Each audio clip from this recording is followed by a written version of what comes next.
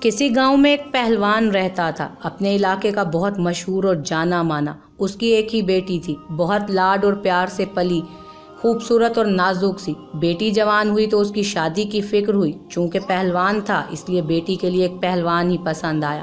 اونچا لمبا تنے ہوئے بدن کا مالک، گھنی مونچھوں والا گبرو زمیندار۔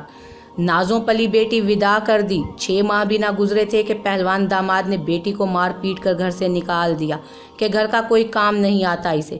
باپ کا دل بہت رنجیدہ ہوا، مگر کسی کو کچھ نہ کہا کہ فضول میں تماشا بنے گا۔ بیوی سے کہا کہ اسے ہر چیز سکھاؤ جو گھرداری کے لیے ضروری ہوتی ہے۔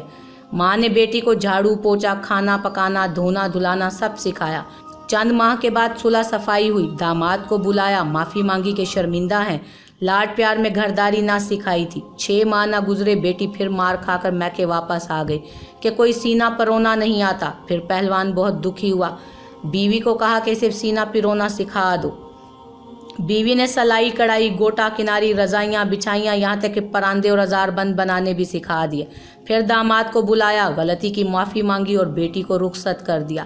پھر چند ماہ گزرے، بیٹی پھر نیلو نیل مار کھا کر میکے واپس کہ کھیت کھلیان نہیں سنبھال سکتی میرے ساتھ، گائے بھینسوں کا دودھ دوہنا نہیں آتا۔ پہلوان پھر بہت دکھی ہوا، یا اللہ کیسا نصیب ہے میری بیٹی کا، خیر بڑی عزت تھی زمانے میں، خاموش رہا، بیٹی کو ساتھ لے جاتا، کھیتی باڑی کے کام سکھائے، اور ایک بار پھر بیٹی کو بہت سی دعاؤں کے ساتھ رخصت کیا۔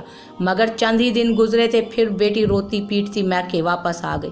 پہلوان نے سوال کیا، بیٹی کے اب کیا ماجرا ہوا؟ کہنے لگی، میرا شوہر کہتا ہے تو آٹا گوندتے ہوئے ہلتی بہت ہے۔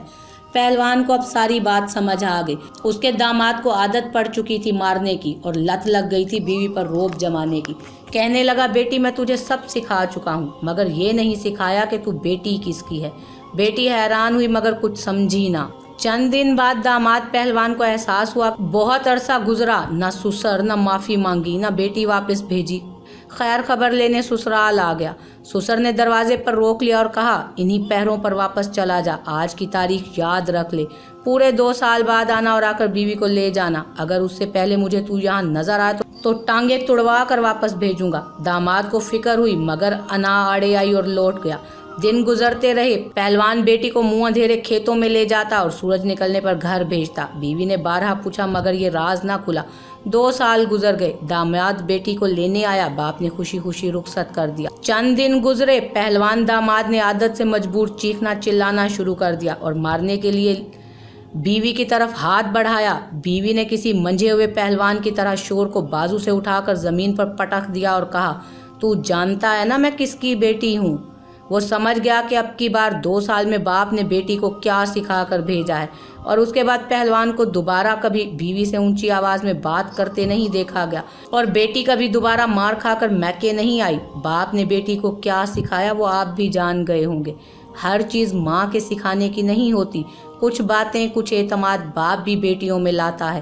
اس لیے میں سمجھتی ہوں کہ جو دور چل رہا ہے اس میں بیٹیوں کو اپنی حفاظت کرنا ضرور سکھائیے۔